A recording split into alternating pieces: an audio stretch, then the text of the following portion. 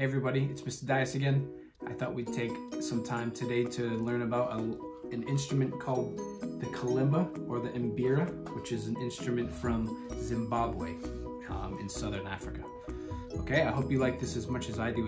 It's a really interesting instrument. Okay, here's our lesson on Mbira and Kalimba. I'm going to come back to this in a second, but the picture up here on the left is the Mbira, and the one that's on the right is the Kalimba. This is a newer version of the instrument, and this is a more traditional version of the instrument. Some of the history behind Mbira: it was developed in Zimbabwe, which is in the southern part of Africa. The oldest Mbira they have found had bamboo tines and dates back 3,000 years. The oldest Mbira with metal tines dates back 1,300 years. The tines are the part of the instrument that you pluck. We're going to learn a little bit more about this in a second. Some of the culture with the instrument: the Mbira was traditionally used in ceremonies in Zimbabwe, and music was passed down from generation to generation. Some pieces that are still played today are believed to be 500 years old. In modern times, Mbira is used in ceremonies, but it is also used in pop music as well. So they've integrated it into their popular music.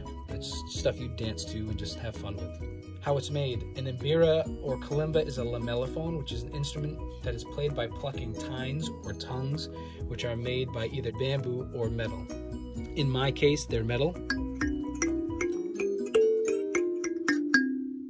They have a wooden body, and so that helps it resonate. The inside is hollow, so it helps the sound resonate a little bit more. The main difference between an Mbira and a Kalimba is the amount of rows of tines that the instrument has. Mbira has 2 rows of tines on one side, so this would have been an Mbira, this is a Kalimba. The tines can be raised or lowered in pitch by making them shorter or longer. So if I wanted to make one of my notes lower, I would loosen up these screws and I could pull the note out a little bit more, and the note would actually go down. And then the opposite, if I pushed it in and made it shorter, the note would actually go up.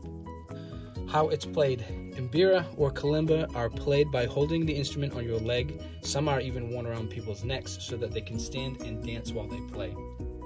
You use your thumbs to pluck the tines. Sometimes you also use your pointer finger and your thumb so that you can play 2 or more notes at the same time. So you hold it like this so that you can use it with your thumbs, but there are times where you'll take this finger and go underneath.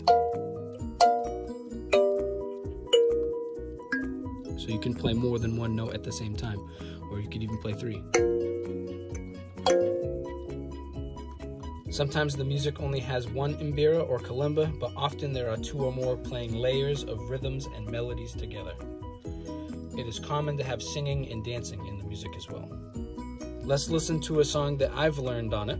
See if you can figure out what song it is and sing along. I hope you've enjoyed learning about the Kalimba or the Mbira.